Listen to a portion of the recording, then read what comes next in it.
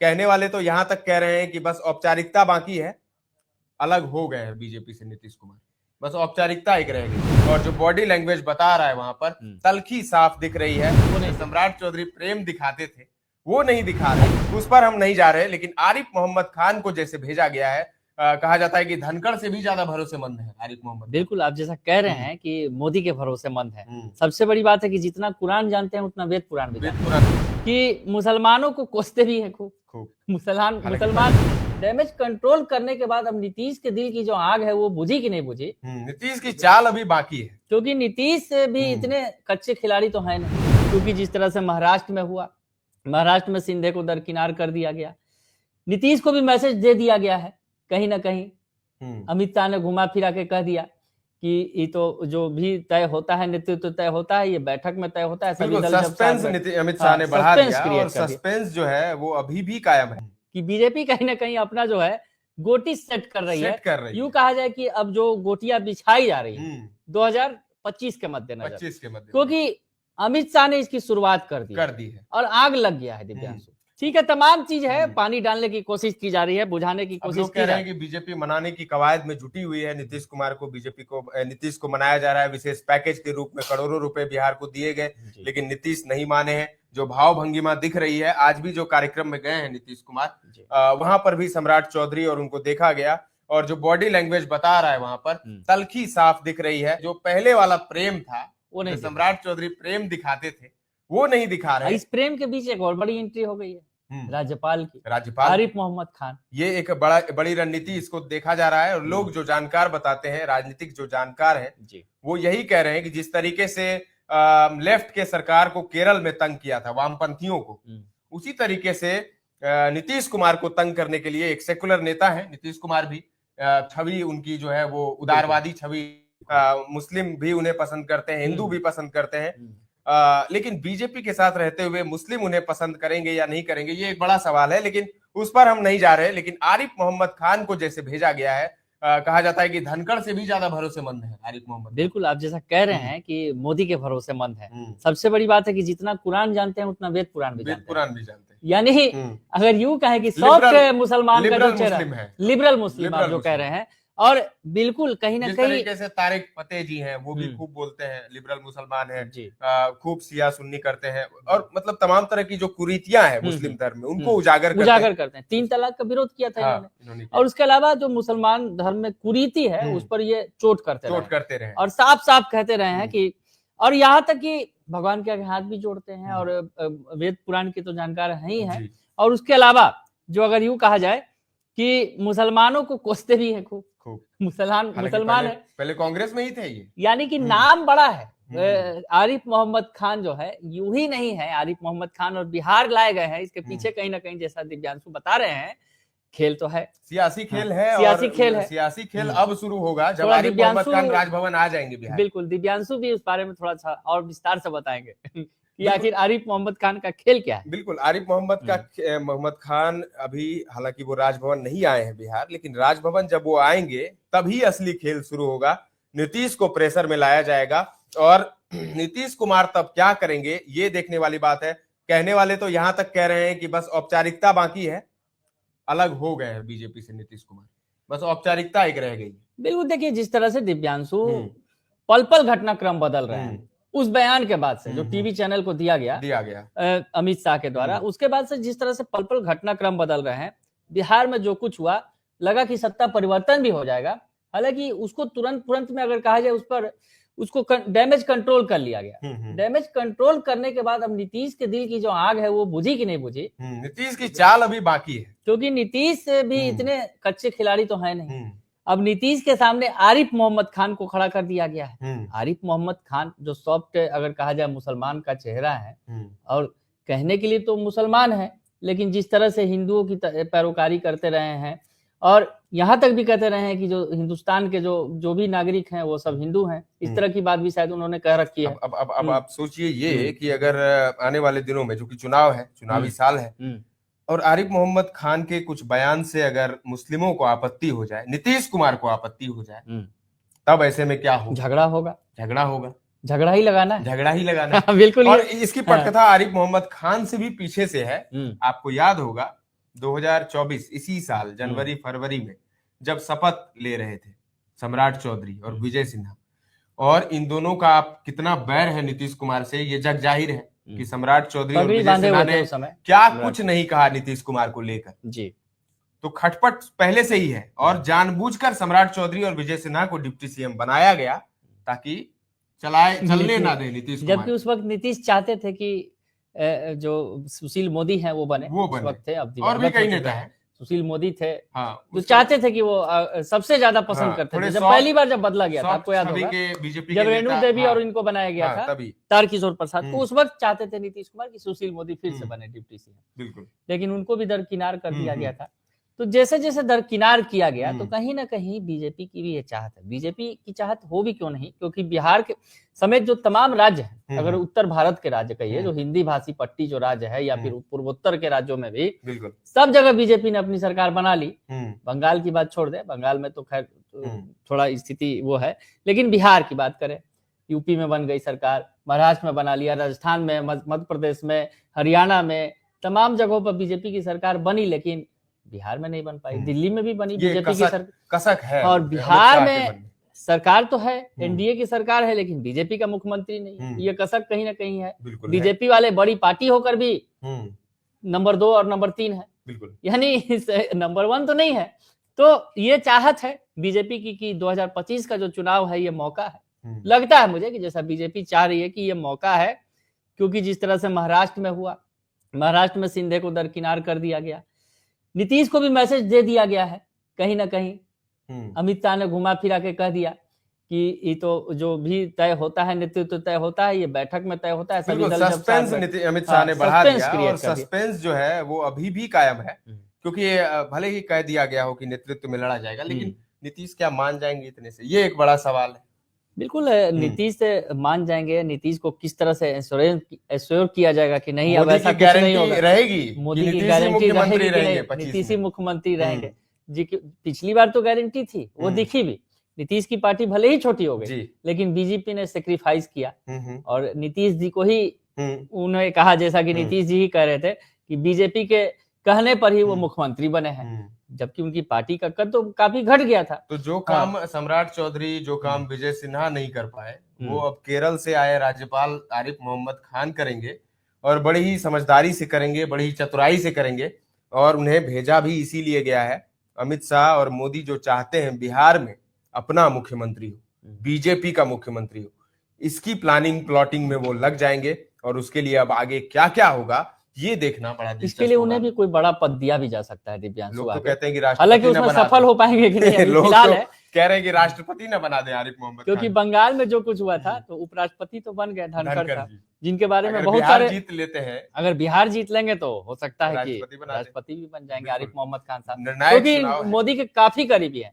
अब मोदी का करीबी व्यक्ति जो अगर बिहार आता है, और बिहार में ऐसी परिस्थिति में जहां नीतीश कुमार कहीं ना कहीं सहज नहीं है, अगर कहा जाए वक्फ बोर्ड को लेकर, वक्फ बोर्ड बिल को लेकर सपोर्ट तो जरूर किया इन्होंने, लेकिन पार्टी के अंदर ही जो मुस्लिम नेता हैं उनसे घिर रहे हैं जो नीतीश कुमार, क्योंकि जिस तरह से आवाज उठ रहे हैं कि पार्टी मुसलमानों की हिमायती है, तो फिर आखिर वक्फ बोर्ड का क्यों समर्थन करे, वक्फ बोर्ड बिल में जो आगे और ये होगा, क्योंकि जैसे जैसे चुनाव नजदीक आएंगे तो एग्रेसिव हिंदुइज्म जो है बीजेपी की वो सामने आएगी, बढ़ती जाएगी। स्टार प्रचारक आएंगे, योगी आदित्यनाथ आएंगे, और कई लोग आएंगे जो उस तरीके की बात करते हैं, जो अपने आप को हिंदू के धर्म ध्वज रक्षक बताते हैं खुद को, और वैसे लोग की भागीदारी हो जाएगी चुनाव में। तब जेडीयू और नीतीश कुमार के लिए कितना सहज होगा, और तभी इसीलिए निगाहें टिकी हुई है नीतीश कुमार पर कि नीतीश अब क्या दाव खेलेंगे, नीतीश कौन सा चाल चलेंगे। शतरंज खेला जा रहा है इस वक्त अमित शाह और नीतीश कुमार में। तो बिल्कुल जो नीतीश का जो वोट बैंक है, अगर यूं कहें कि जो नीतीश का वोट बैंक है, अल्पसंख्यक है, दलित है, पिछड़ा है, महिला है,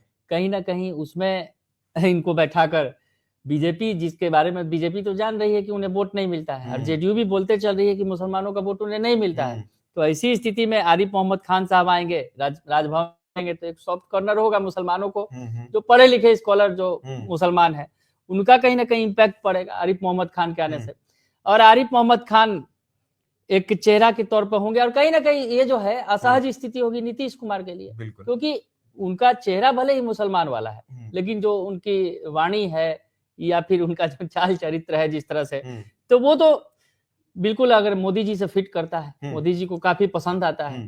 तो अब ये बात है कि जिस तरीके से गवर्नर बदला गया, सबसे भरोसेमंद गवर्नर को लाया गया, अब जो है असली खेल शुरू होगा। अब नीतीश कुमार को प्रेशर में लाया जाएगा, लेकिन नीतीश क्या कच्चे खिलाड़ी है?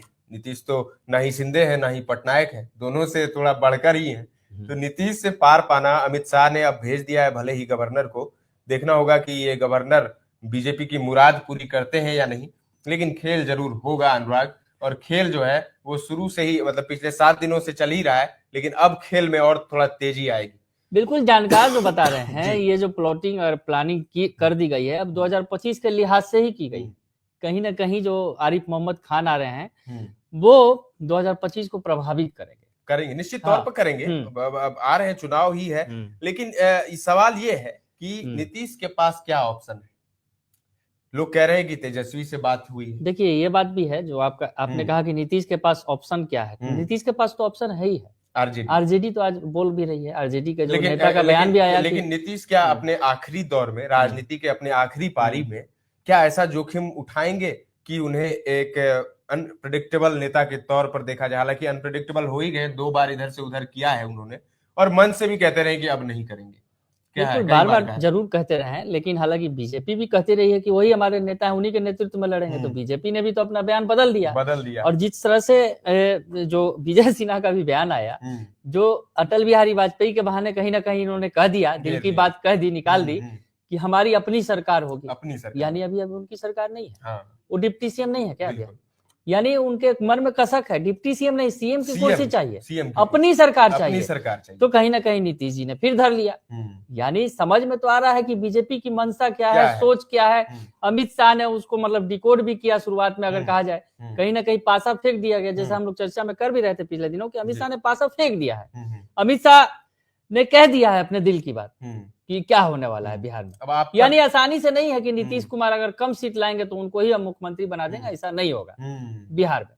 अमित शाह ने ये तो बता ही दिया। अब रह गई बात कि अभी फिलहाल में स्थिति बिगड़े नहीं, फिलहाल उनका नेतृत्व तो चलेगा ही, चुनाव तक भी चलेगा, चुनाव के बाद क्या होगा? अगर आप एक व्यवहारिक तौर पर भी देखें तो ये बात भी ठीक होता है, ठीक लग रहा है कि अगर जिसकी जितनी सीटें उसी का मुख्यमंत्री बने। बिल्कुल, महाराष्ट्र के परिप्रेक्ष्य में देखिए, अगर आप बिल्कुल आपको लगेगा जैसे पिछली बार बीजेपी हालांकि ज्यादा सीटें लाई थी, लेकिन तो भी उन्होंने डिप्टी सीएम स्वीकार किया। फडणवीस डिप्टी सीएम बने, शिंदे बन गए सीएम। उस समय परिस्थितियां दूसरी थी दिव्यांशु, उस समय तोड़ना था, अपनी सरकार बनानी थी। लेकिन अब जो स्थितियां आई जब चुनाव के बाद महाराष्ट्र के अंदर, तो साफ हो गया, दूध का पानी का पानी हो गया कि बीजेपी बड़ी पार्टी बन गई, शिंदे छोटे है। हालांकि जिसको जितनी सीटें दी गई उस हिसाब से उन्होंने जीत हासिल की, तो बीजेपी को बड़ा उसमें गेन मिला। अब यहाँ पर बिहार में वैसा होगा कि नहीं, ये भी बात है ना। पहली बात तो है कि सीटों का बंटवारा जो होगा, ना बड़ा भाई ना छोटा भाई, वहां तो बड़े भाई थे, बीजेपी ज्यादा सीटें लेकर लड़ रहे थे चुनाव, तो ऐसे में तो बड़ा बनना ही था उन्हें अगर चुनाव के नतीजे अच्छे आएंगे तो। एक बड़ा लेकिन बिहार के इंटरेस्टिंग कमेंट आया है नंदलाल यादव जी का, कह रहे हैं कि अनुराग जी, आरिफ मोहम्मद खान की नियुक्ति को 360 डिग्री घुमाकर सोचिए, क्या ये नीतीश की मांग और पसंद तो नहीं है? ये बिल्कुल इनका भी कहना सही है नंदलाल जी, तरीके से भी सोच बिल्कुल। मैं ये भी पढ़ रहा था, मैं ये भी जानकारों का जो जानकारी जुटाने की कोशिश कर रहा था। जैसा कि आप कह रहे हैं, निगेटिव हो सकता है कि नीतीश को असहज करने की स्थिति है, लेकिन पॉजिटिवली अगर सोचिए आप तो नीतीश जो चाहते हैं मुसलमानों को खुश करना। आरिफ मोहम्मद खान नाम ही बड़ा है, आरिफ मोहम्मद खान का नाम लेंगे। और जिस तरह से अब्दुल कलाम साहब को भी बनाया गया था, देश का राष्ट्रपति बनाया गया था, बीजेपी ने ही बनाया था, अटल बिहारी वाजपेयी ने की सरकार ने बनाया था। तो कहीं ना कहीं जिस तरह से बिहार का राज्यपाल, यहाँ पर मैं आपको यहाँ पर क्वेश्चन करूंगा, एपीजे अब्दुल कलाम और आरिफ मोहम्मद खान में बहुत अंतर है। एपीजे अब्दुल कलाम जो थे उनकी एक अलग डिग्निटी है, वो राजनीतिक रूप से उतने राजनीतिक चश्मे से उनको नहीं देखा जा सकता। राजनीतिक चश्मे से नहीं देखा जा सकता, पर लेकिन बीजेपी ने दांव खेला था ना, बनाया था ना, मुसलमान चेहरा को देश के राष्ट्रपति बनाया था। बिल्कुल योग्य है। आरिफ मोहम्मद खान साहब भी पढ़े लिखे शख्स हैं, ठीक है, भले ही वो बीजेपी की भाषा बोलते हो, ये अलग बात है, लेकिन पढ़े लिखे हैं। और जिस तरह से मुसलमान समाज में जो अगर कहा जाए कहीं ना कहीं जो कमियां हैं, मुसलमान समाज में जो कुरीतियां हैं, उसके खिलाफ बोलते रहे हैं। अगर देखा जाए तो वो अगर कहा जाए तो पढ़े लिखे स्कॉलर हैं और वो समाज के अंदर की जो कुरीतियों के ही बारे में बोलते हैं। तो ऐसे में हिंदू समाज का पैरोकारी करते हैं कि हिंदू समाज में जो भी है भगवान को भी मानते हैं और वेद और पुराण और कुरान को भी जानते हैं। तो ऐसे में वो एक कहा जाए कि सॉफ्ट चेहरा है, ठीक है। और अगर कलाम साहब की बात करें तो वो तो एक अलग थे, वो सियासी छवि हुई उनकी नहीं थी, वो तो देश के एसेट थे, वो एक बिल्कुल एक विद्वान थे और प्रोफेसर थे। मतलब क्या कहूं उनको, उनके बारे में शब्द कम पड़ जाते हैं। देश के लिए जो उन्होंने किया, देश के लिए जो किया बिल्कुल वो बहुत बड़ी चीज है। वो एक अलग शख्स थे, खैर उनसे कोई भी बराबरी नहीं की जा सकती है। लेकिन दिव्यांशु जिस तरह से बीजेपी के बारे में लोग कहते हैं कि बीजेपी को मुसलमान वोट नहीं देते हैं, ये बात तो है ना। बिल्कुल। अब उसके आधार पर तो जेडीयू कह रही है कि बीजेपी के साथ हम है तो मुसलमानों का वोट नहीं मिल रहा है, जेडीयू को नीतीश कुमार को वोट नहीं दे रहे हैं, ये कह रही है जेडीयू ना। तो उस हिसाब से अगर देखिए तो बीजेपी को मुसलमान वोट नहीं देते हैं, लेकिन मुसलमान को ही आगे बढ़ाकर उन्होंने राष्ट्रपति बनाया। अब बिहार का राज्यपाल बना रहे हैं, तो एक मैसेज देने की कोशिश हो सकती है, अगर पॉजिटिव वे में अगर सोचे बिल्कुल कि एक मैसेज देने की कोशिश हो सकती है। और उसके अलावा नीतीश के साथ साथ जो उनके सहयोगी दल है, चिराग पासवान भी हैं, वो भी सेकुलरिज्म की बात करते हैं, सबको साथ लेकर चलने की बात करते हैं, उन्हें भी फायदा मिल जाएगा। तो मांझी हैं, उन्हें भी फायदा मिल जाएगा। चाहे उपेंद्र कुशवाहा है जो सबको साथ लेकर चलने की बात करते हैं। मतलब है कि अगर इस दृष्टिकोण से सोचा जाए तो एनडीए के लिए फायदेमंद है ये सौदा। बिल्कुल 360 डिग्री पर घुमा के सोचेंगे तो प्लस भी है माइनस भी है। हालांकि दिव्यांशु जितना अच्छा लगता है देखने में, फायदा नहीं है, फायदा तो है, ठीक है, एक चेहरा है और मुसलमान है, इसलिए इन पर गेम तो होगा, ठीक है। नीतीश गेम खेलेंगे, पर नीतीश के खिलाफ भी गेम खेल सकती है बीजेपी इनको लेकर, ये भी बात है। दोनों ही डिग्री से सोचा सकता है नंदलाल जी, दोधारी तलवार है अब जिधर और बिल्कुल। और जिस तरह की छवि उनकी रही है, और नीतीश कुमार तो बात करते हैं कि भाई मुसलमान है मतलब उसको सब कुछ हक है, और ये जो बात करते हैं थोड़ा आरिफ मोहम्मद खान साहब, ये थोड़ा हट कर करते हैं, लिख कर बात, तो ऐसे में असहज स्थिति तो आएगी ही ना। बिल्कुल। नीतीश और आरिफ मोहम्मद खान जब आमने सामने होंगे और जो वैचारिक दोनों के बीच मतभेद हो जी, उसकी चर्चा हम कर रहे थे। क्योंकि आरिफ मोहम्मद खान भले ही मुस्लिम है, लेकिन उदार मुस्लिम है, और मुस्लिमों की तरह वो हिंदुओं की पैरोकारी नहीं करते।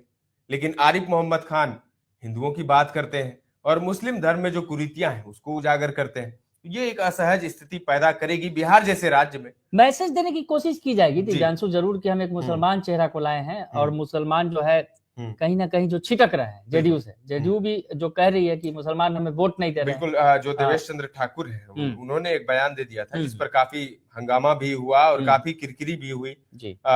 शायद उसका भी डैमेज कंट्रोल हो जाए। लेकिन जो मूल बात ये है कि अब नीतीश के पास क्या विकल्प है। नीतीश को अपनी पार्टी भी बचानी है, नीतीश को अपनी कुर्सी भी बचानी है। कुर्सी तो उन्होंने 2024 तक के लिए लग रहा है कि बचा लिए, लेकिन 25 में क्या होगा। लोग कह रहे हैं खड़मास के बाद खेल हो जाएगा।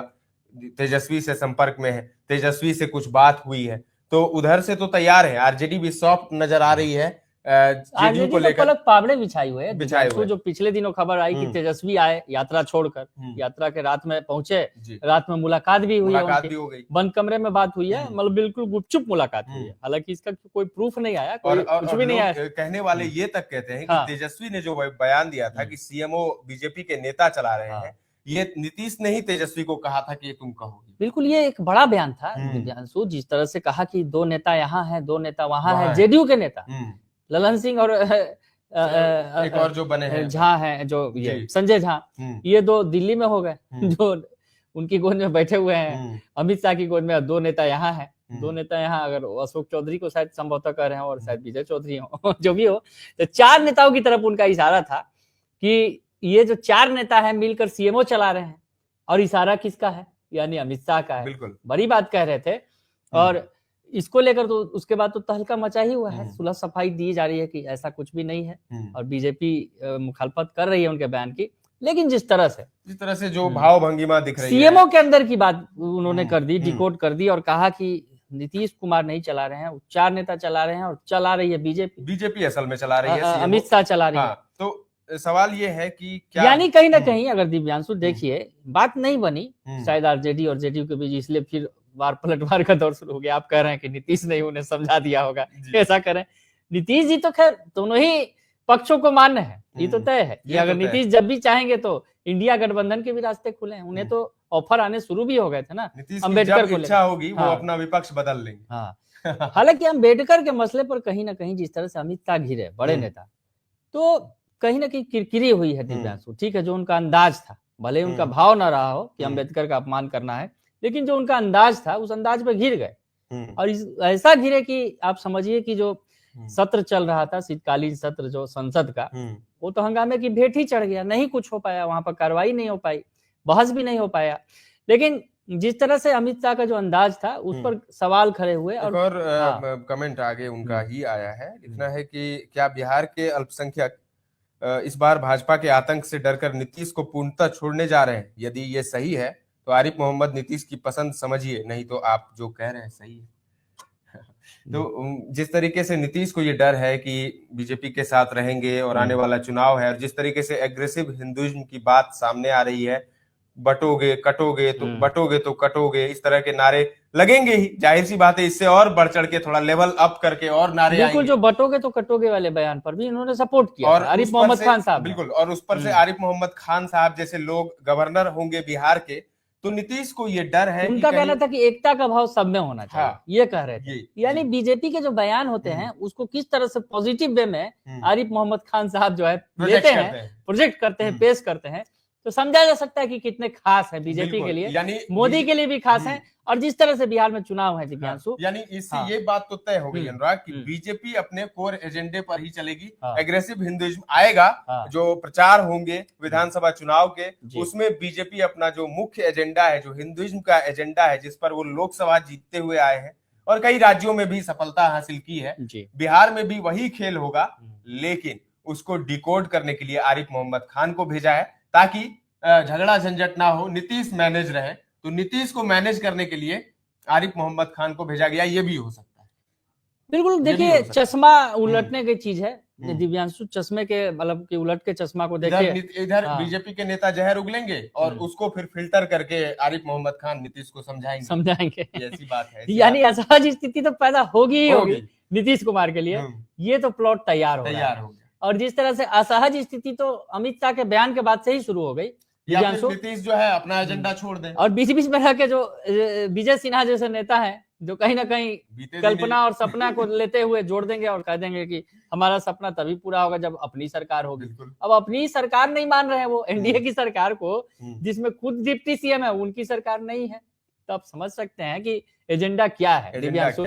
कहीं ना कहीं नीतीश के नेतृत्व की बात भले ही की जा रही है ऊपर से, ऊपरी मन से, लेकिन अंदर से सहज नहीं है, चाहे बीजेपी हो या नीतीश हो। इसीलिए आप कह रहे हैं कि जो बीजेपी के और नीतीश के बीच की दूरियां दिख रही हैं, सम्राट चौधरी भी जा रहे हैं, ठीक है, इस पर भी बवाल हो गया था ना कि जिस तरह से बीजेपी नहीं शामिल हुई थी। हालांकि बीजेपी के बड़े नेता तो सब दिल्ली में थे, सूरजकुंड में मंथन कर रहे थे, क्या करना है, कैसे बचाना है। नीतीश को इतना आसानी से छोड़ भी नहीं सकती है बीजेपी, या यूं कहा जाए ना कि ना निगलते बने ना उगलते बने वाला स्थिति है। अब आप नीतीश को छोड़ देंगे तो स्थिति आप है कि अकेले बूते आप बिहार में, आपकी हैसियत नहीं है, सीधी सी बात है। आप अपने बूते सरकार, वही स्थिति हो गई कि एक आप नीतीश की बैसाखी पर 70-75 सीटें जीत जाते हैं, 80 सीटें जीत जाते हैं, अकेले लड़ते हैं तो क्या स्थिति हो जाती है, देखा ही आपने। 50-55 से आगे नहीं बढ़ पाए हैं, तो वैसे में सरकार बनाने का सपना कहां से देखिएगा। नीतीश सबके हैं, जो जेडीयू कहती है, तो बिल्कुल सबके हैं, और दोनों चाह रहे हैं। आरजेडी भी अब पलके बिछाए बैठी है, बैसाखी की जरूरत है। ठीक है, चुनाव के बाद क्या होगा, आंकड़ों का क्या खेल होगा, ये तो नहीं कहा जा सकता भाई। हो सकता है कि नीतीश की बैसाखी पर बीजेपी आगे निकल जाए, नीतीश पीछे रह जाए, ऐसा होता भी रहा है। एक बार स्ट्राइक रेट बीजेपी का बड़ा अच्छा आया था जब सुशील मोदी थे, 100 सीटें लड़ी बीजेपी ने और 90 से प्लस सीटें जीत ली उन्होंने। और उधर नीतीश जी ने 120 सीटों पर चुनाव लड़ा था, जहां तक मुझे याद आ रहा है। कौन सा चुनाव था, 10 का था या फिर उसमें बड़ी सफलता, हाँ शायद 10 का ही चुनाव था, जिसमें बड़ी सफलता मिली थी एनडीए को, बीजेपी और नीतीश को।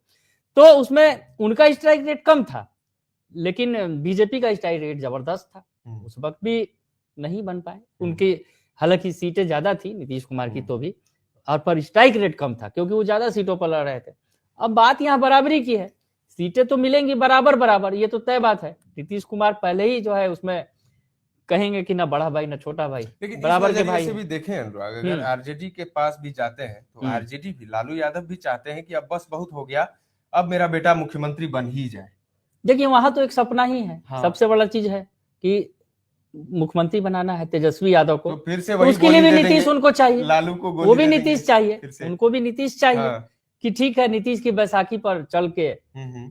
तेजस्वी मुख्यमंत्री और बन जाए। सीखा भी है, तेजस्वी ने काफी कुछ सीखा है नीतीश के साथ रहते हुए। हो सकता है कि नीतीश कुमार अब बार बार हैं साथ जा रहे हैं, तो हो सकता है उनका भी दिल पसीज जाए कि भतीजे को सीएम आगे प्रोजेक्ट कर दें, बना दें। इतना आसान नहीं लगता, आसान तो खैर नहीं होगा, क्योंकि नीतीश भी जाएंगे वहां पर तो वहां भी तो शर्तें होंगी। क्योंकि अंतिम में नीतीश ये भी नहीं चाहेंगे कि जिसके खिलाफ जीवन भर लड़े, जिसके खिलाफ लड़कर, जिस जंगल राज को हटाकर, जिस जंगल राज के खिलाफ बोलकर वो सत्ता में है, उसी जंगल राज के प्रतीक के पुत्र को फिर से बिल्कुल। तो देखिए ठीक है, वो लालू जी भी समझते हैं कि ठीक है आगे अभी नहीं करेंगे, ठीक है नीतीश एक और पारी खेलेंगे, फिर तो बारी आ जाएगी तेजस्वी की और मन जाएंगे तेजस्वी, तो बारी आ जाएगी, मतलब कहीं ना कहीं सत्ता आ जाएगी हाथ में, सत्ता हाथ में रहेगी तो बहुत कुछ आगे हो सकता है। मुझे पर्सनली अनुराग ऐसा नहीं लगता, क्योंकि नीतीश कुमार के लिए कहा जाता है कि कुर्सी उनसे लेना बड़ा मुश्किल है। कुर्सी पर बैठेंगे बीजेपी को जब नहीं कुर्सी दे पर रहे तो आरजेडी को कैसे दे सकते? कुर्सी पर नीतीश बैठेंगे, सरकार चलाएंगे लालू तेजस्वी, यानी चेहरा भले ही, मुखौटा भले ही नीतीश हो गए, जैसा कैसे कहा जा रहा है अभी की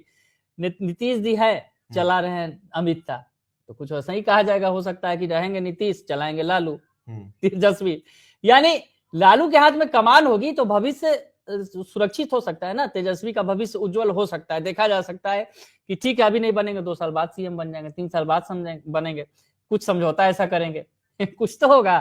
तो लालू के लिए भी जरूरत है नीतीश कुमार, और इधर बीजेपी भी जान रही है कि नीतीश की बैसाखी के बिना बिहार में चल नहीं सकते, और लोकसभा चुनाव में जो दिखा, तो अब आरिफ मोहम्मद खान की जो बात हो रही है, अब देखिए वो कितना कमाल कर पाएंगे, लेकिन जिस तरह से आरिफ मोहम्मद खान को लाया गया है तो बंगाल को थोड़ा थोड़ा याद करना पड़ेगा, बंगाल में क्या हो रहा था थोड़ा वो तस्वीर दिख सकती है, बंगाल को याद करना पड़ेगा। और लेकिन एक बात ये भी है कि नीतीश की जरूरत दिल्ली में भी अमित शाह और मोदी को है सरकार चलाने के लिए, हालांकि नीतीश के जाने से फर्क नहीं पड़ेगा, लेकिन एक वैचारिक रूप से एक झटका लगेगा बीजेपी को, और विपक्षियों से लड़ने में सब कुछ। देखिए दिव्यांशु, ये सहज नहीं होगा इतना कि नीतीश कुमार को आरिफ मोहम्मद खान को लाकर जो है वो सब कुछ सीधा कर देंगे, सब कुछ सुलझ जाएगा या फिर सब कुछ बिगड़ जाएगा, ऐसा भी नहीं होगा। उन्हें सरकार भी बचानी है, और नीतीश कुमार को अगर यूं कहें चुटकी भी काटनी है, अगर यूं कहें सियासी चुटकी जो है बिल्कुल वो लेते रहना है, कहीं ना कहीं नीतीश कुमार को ये इस तरह से डिमोरलाइज करना है, बीजेपी छोड़ेगी भी नहीं साथ, पकड़े रहेगी और नीतीश कुमार को उनकी हैसियत बताते रहेगी, बताते रहेगी रिलेशनशिप में। बिल्कुल, ये मुझे लगता है जैसा कि ये हो सकता है आने वाले दिनों में देखने को मिले, राज्यपाल यानी राजभवन और नीतीश के बीच जो है शीतयुद्ध हो या फिर कुछ इस तरह की बात। बिल्कुल, अब जिस तरह से देख राजभवन और मुख्यमंत्री सचिवालय का जो रिलेशनशिप है वो टॉक्सिक ना हो जाए, क्योंकि मुख्यमंत्री सचिवालय तो अमित शाह ही चला रहे हैं तेजस्वी के मुताबिक। अब देखिए राजभवन से कैसे क्या कुछ चल पाता है, क्योंकि राजभवन भी हो सकता है कि केंद्र ही चलाएगा, क्योंकि वहां तो केंद्र ही होता है, राजभवन तो केंद्र ही चलाता है, गृह मंत्रालय ही चलाता है, और अब जब सीएमओ भी गृह मंत्रालय चलाएगा तो फिर दिक्कत ही कहाँ रहेगी दिव्यांशु। तो बड़ा ही मुश्किल है कहना अभी, लेकिन जो सिचुएशन, जो गोटियां सेट हो रहा है हो रही है, उससे लग रहा है कि खेल जरूर अभी बाकी है, और नीतीश अभी अपना चाल चलना अभी बाकी है, नीतीश की चाल अभी बाकी है, अभी बहुत सारे चाल चले जाएंगे, बहुत सारे चाल चले जाएंगे, चेकमेट का खेल, क्योंकि जिस तरह से दोनों ही तरफ से कुर्सी पर निगाहें हैं, बीजेपी की भी मंशा है कि हमारे पास कुर्सी आ जाए, सीएम वाली कुर्सी, बिल्कुल कुर्सी का जो खेल है नीतीश से छीन ले हम, उधर तेजस्वी चाह रहे हैं कि मेरे पास आ जाए कुर्सी, तो कुर्सी का खेल तो चल ही रहा है, उसके अलावा भी कई सहयोगी हैं जो सपना पाले हुए हैं। यही है सवाल कि नीतीश आखिर किसको देंगे कुर्सी, ये एक बड़ा सवाल है, और इसी सवाल के कई भतीजे लाइन में हैं, कई भतीजे, और बिल्कुल इधर तेजस्वी है तो उधर चिराग भी है, और उधर कहे तो सम्राट चौधरी भी भतीजे सरीखे हैं उनके, जो डिप्टी सीएम है। अब बहुत लोग हैं, अब देखना होगा कि नीतीश कुर्सी किसको सौंपते हैं। आपको क्या लगता है, कमेंट करके हमें जरूर बताएं। लेकिन जब नीतीश चाहेंगे तभी सौंपेंगे, नीतीश चाहेंगे तभी होगा। सचिन तेंदुलकर वाली बात होगी कि जब वो चाहेंगे तभी नहीं खेलेंगे, उनको कोई टीम से हटा नहीं सकता। तो नीतीश को कोई टीम से हटा नहीं सकता, नीतीश जब चाहेंगे वो हटेंगे, और फिर अपनी कुर्सी वो किसे देंगे ये देखना बड़ा दिलचस्प होगा। आने वाला चुनाव जो है बड़ा मजेदार रहने वाला है, और इसमें क्या क्या होगा अभी से कहना, बिल्कुल अभी तो साल जा रहा है दिव्यांशु, नया साल आ रहा है, अभी अभी से नया लग रहा साल है में बहुत कुछ नया नया होगा।